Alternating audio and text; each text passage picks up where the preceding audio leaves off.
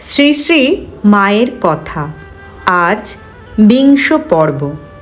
শ্রী শ্রী মা কামারপুকুরে থাকার সময় ঠাকুরের জীবনের একটি ঘটনার কথা বলছেন।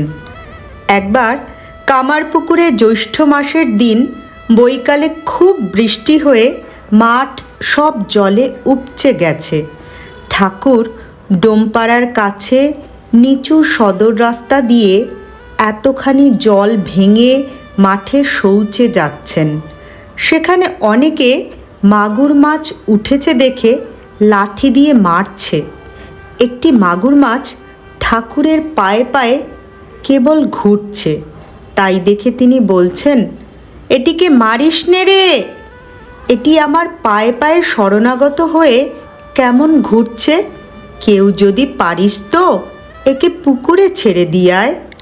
তারপর নিজেই সেটিকে ছেড়ে দিয়ে এসে বাড়িতে বলছেন, আহা, কেউ যদি এই রকম শরণাগত হয় তবেই সে রক্ষা পায়। নমস্কার।